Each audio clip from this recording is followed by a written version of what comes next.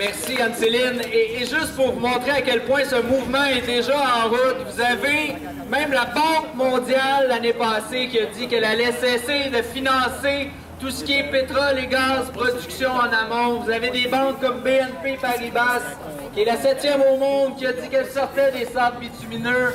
Vous avez ING qui a fait la même chose. Vous avez AXA, le 3e assureur international, qui a dit qu'il allait cesser de financer. Donc, non seulement c'est possible, mais c'est déjà en cours de route. Et vous avez un autre exemple relativement frappant, le Fonds souverain norvégien, le plus grand fonds souverain au monde qui a fait sa fortune dans le pétrole. Eh bien, il demande actuellement au gouvernement norvégien de désinvestir des combustibles fossiles. Donc, clairement, Desjardins s'en va dans la mauvaise direction. Il faut être en mesure de le dire haut et fort. Il faut être en mesure au Québec aussi de respecter ce qui se passe dans l'Ouest, d'être solidaire avec les Premières Nations, mais aussi avec les communautés qui se mobilisent, parce qu'on l'a fait, on a gagné sur NRJS et maintenant, il faut qu'on les aide à gagner.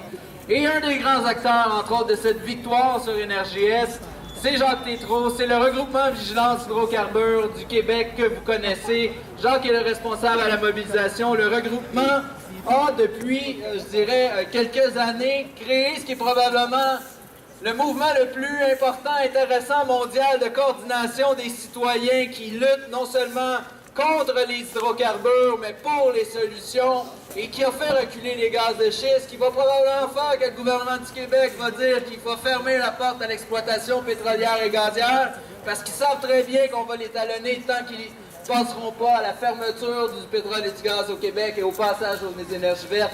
Accueillez-le chaudement, Jacques Tétrault du regroupement Vigilance Hydrocarbures Québec. Merci Patrick, j'ai plus rien à dire. Il a tout dit, il a tout dit.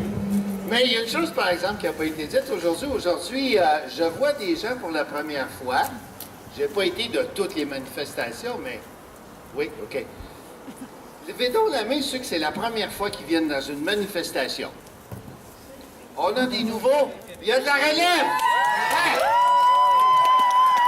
Hein? Moi, j'interprète ça parce que je me dis, ça fait 8 ans maintenant qu'on est sur la place publique, on a démontré notre solidarité, l'efficacité du mouvement, il est là, il a été démontré. On a gagné les gaz de schiste, on a gagné Anticosti, on a gagné Risticus, on les a tous gagnés, nos victoires, parce qu'on est solidaires, on est capable de se connecter ensemble, tout le monde. Mais malheureusement, on voit toujours les mêmes visages. Mais là, on en voit des nouveaux. C'est bon, le printemps est arrivé. On est en mesure de revivifier nos forces. Et je crois que Desjardins devrait en prendre exemple aussi. Je pense que les vieilles façons d'investir dans les énergies fossiles, c'est du passé. Et ils doivent maintenant en prendre acte de ça.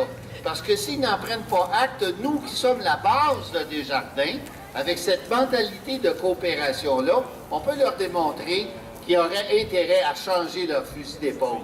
Ils ne sont pas les premiers, ils ne seront pas les derniers non plus à faire ces erreurs-là, mais c'est à nous autres, par l'efficacité de notre transversalité dans la société, qu'on est en mesure vraiment de leur démontrer qu'ils font des mauvais gestes actuellement. Alors, tout a été dit, je pense qu'on ne va pas répéter indûment, mais la solidarité entre les peuples, entre les organisations, entre les institutions, c'est la clé de notre succès et c'est la clé de notre avenir.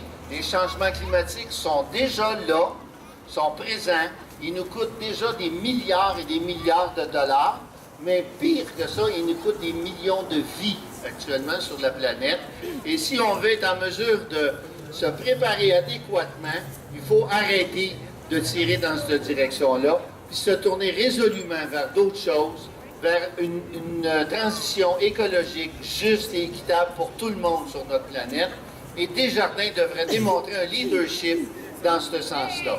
Merci beaucoup d'être ici. Desjardins, écoutez-nous!